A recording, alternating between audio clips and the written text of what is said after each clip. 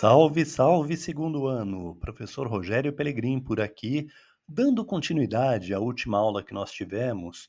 Hoje vamos falar sobre consequências e desafios dos fluxos globais. Vamos lá?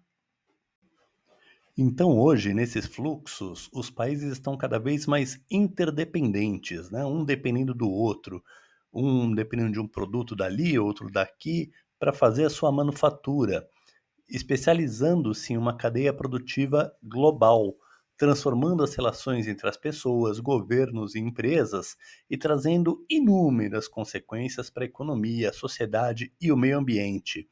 Na aula passada eu dei um exemplo lá da manufatura de um celular, né, que vem peças de tudo que é lado, por exemplo, a Nokia, que é sediada na Finlândia, vem muita peça do oeste asiático, algumas peças até da América do Sul, fazem o controle de qualidade tudo para lá, dentro de onde é feito mesmo, né, para não correr o risco de chegar na Finlândia a peça com defeito, e aí sim eles fazem a montagem do celular propriamente dito, a comercialização e a distribuição desse celular. Mas quase todas as peças vêm de fora, somente a montagem é feita na fábrica da Nokia na Finlândia.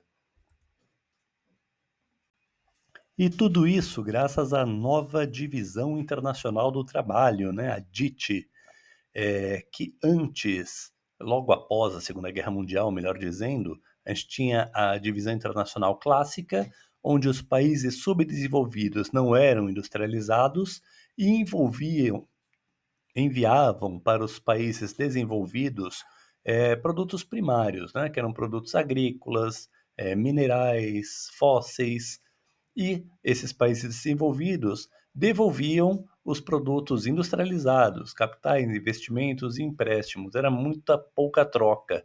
Já na nova divisão internacional do trabalho, esses países subdesenvolvidos foram industrializados, então os produtos primários, os produtos industrializados, capitais, juros, royalties e lucros são mandados para os países desenvolvidos, e esses países em geral de tecnologia superior, eles geram capital, empréstimos, investimentos produtivos e especulativos em tecnologia.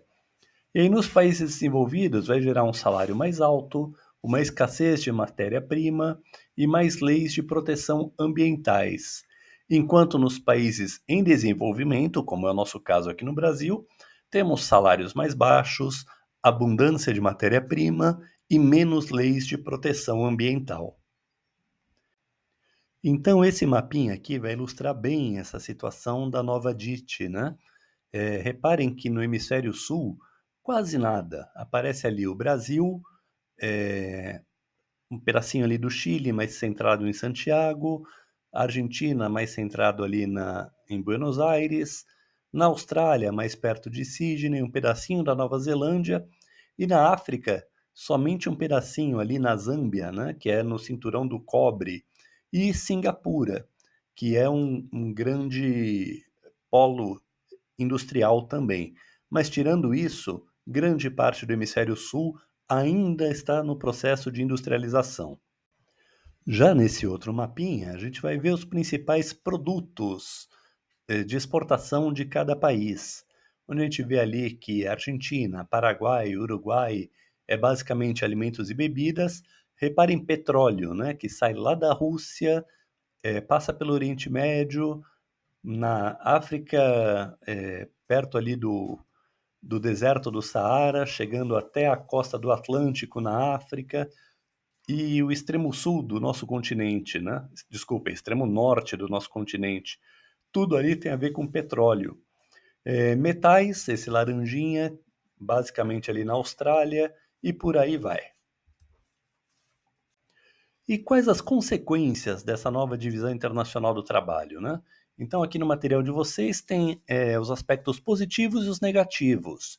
Como positivos, a gente pode citar o aumento do comércio internacional, que ampliou as trocas comerciais entre os países, facilitando o acesso a bens e serviços em várias regiões, o impulso ao desenvolvimento econômico de países em desenvolvimento, que é a participação em cadeias globais, né, que gerou empregos e diversificou economias em alguns países em desenvolvimento, e, ao contrário, as consequências negativas são o aumento das desigualdades econômicas. Em muitos países em desenvolvimento, parte dos empregos criados nas cadeias produtivas é precária, enquanto a maior parte das riquezas se concentra nos países desenvolvidos, onde estão a sede das empresas. E também a tendência à formação de oligopólios, que são as grandes empresas transnacionais que costumam concentrar o controle de setores importantes da economia, influenciando o mercado em escala global, né? O que é oligopólio? É um grupo de empresas que vai controlar o mercado, influenciando a formação de preços e dificultando a entrada de novos competidores. O próximo slide vai ilustrar bem isso no setor automotivo. Vamos a ele. Então, aqui está um exemplo de oligopólio, né? 14 empresas do setor automotivo, elas vão praticamente monopolizar todo o mercado, com várias marcas. E do lado, os países são os maiores produtores de automóveis, em milhões de unidades, né? A gente tem a China disparado aqui, seguido de Estados Unidos, Japão, Alemanha, Índia, Coreia do Sul, México, Espanha e aí sim o Brasil, entre a Espanha e a França. E aqui, só ilustrando no material de vocês, né, duas reportagens que demonstram aquele fator de a exploração dos trabalhadores nos países em desenvolvimento. Momento pause e responda. Vamos ver agora quem está atento, quem está atenta. Assinale a alternativa correta que represente os papéis dos países na DIT. Na nova DIT, alternativa A, os países desenvolvidos são responsáveis pela exportação de commodities. Alternativa B, com o capitalismo financeiro, os países em desenvolvimento exportam produtos industrializados e commodities. Alternativa C, desde o período colonial, a exportação de matérias-primas era a principal atividade das grandes metrópoles. Ou alternativa D, de acordo com a DIT clássica, o Brasil é uma colônia e por isso comercializa apenas com a metrópole. Vamos lá, pessoal, vou dar 30 segundinhos para vocês pensarem. Respostas ali no chat, por favor. Alternativa A, B, C ou D. Depois desses 30 segundos, eu volto com a resposta, combinado?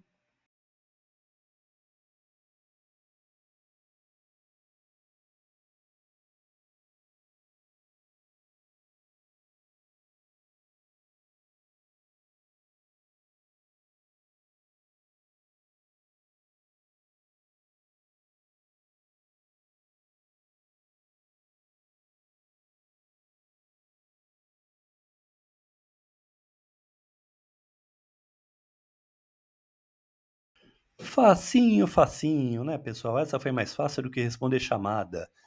É, com o capitalismo financeiro, os países em desenvolvimento exportam produtos industrializados e commodities. Era a alternativa B. Dando sequência aqui, a gente vê que nem tudo são flores nessa nova divisão internacional do trabalho, né? O fluxo de riquezas, ele vai sempre dos países em desenvolvimento para os países desenvolvidos. Então, continua aquela coisa, né, que as principais exportações dos países em desenvolvimento são matérias-primas, enquanto as principais exportações dos países desenvolvidos são os bens industrializados. E ao contrário, as principais importações dos países desenvolvidos são os bens industrializados e nos países desenvolvidos a matéria-prima. Esse mapinha é bem interessante, nos traz uma outra perspectiva, né? Os países centrais, então temos ali Estados Unidos, Rússia, a Europa como um todo, e os países periféricos, que entre eles o Brasil, a África, a Ásia. Então, os países centrais são aqueles que têm a maior parte das empresas transnacionais. São receptores de fluxos de riqueza, enquanto os países periféricos são aqueles que se ocupam das tarefas menos lucrativas do processo produtivo, como extração de matérias-primas e fábricas montadoras. Então vamos lá, né? A gente está falando de commodity para lá, commodity para cá, mas o que é commodity?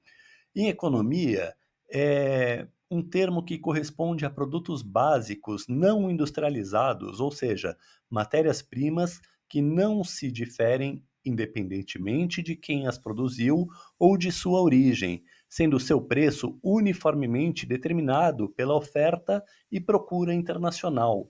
O petróleo, por exemplo, é uma commodity, a madeira é outra.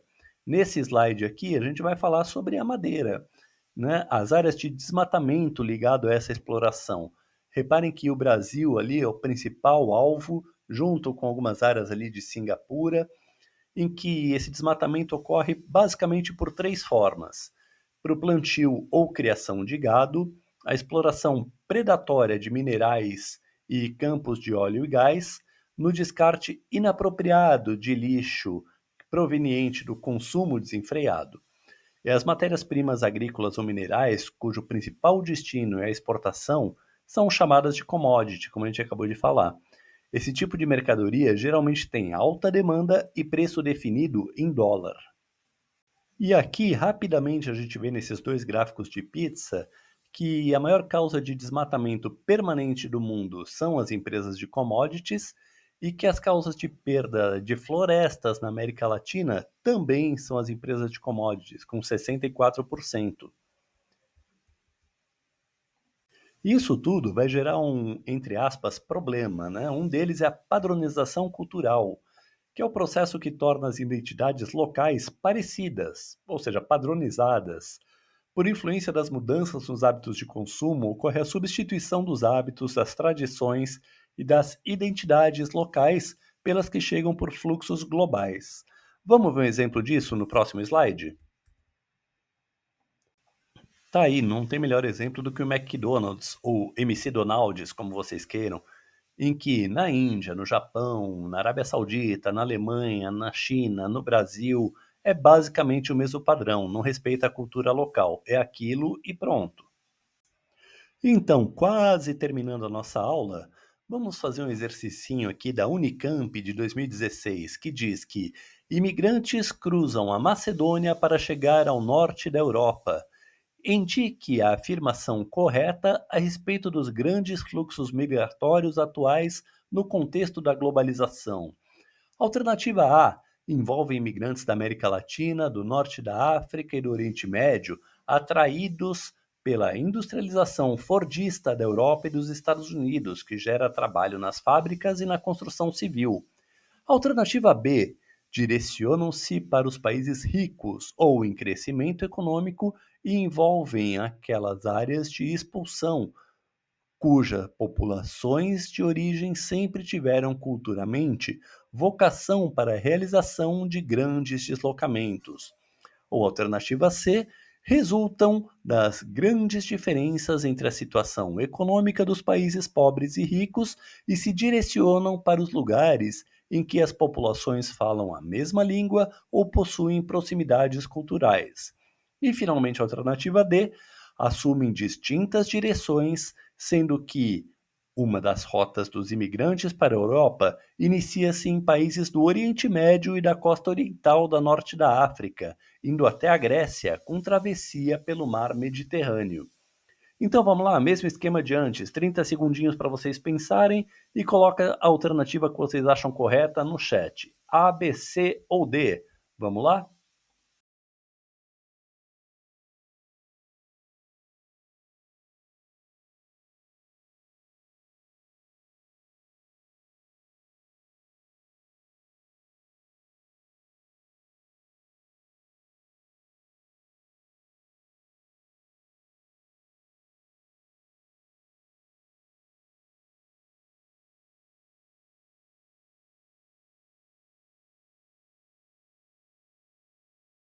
A alternativa correta é a letra D. Parabéns se você acertou. Assumem distintas direções, sendo que uma das rotas dos imigrantes para a Europa inicia-se em países do Oriente Médio e da costa oriental do norte da África, indo até a Grécia, com travessia pelo mar Mediterrâneo.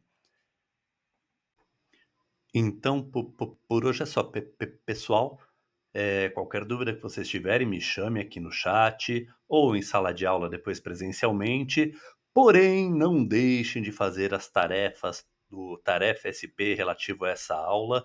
Lembrando que a presença de hoje está condicionada a isso. Então, corre lá agora, aproveita esse tempinho que a gente tem de aula e já faz a tarefa, que já deve ter subido lá para vocês, tudo bem? Muito obrigado, até a próxima!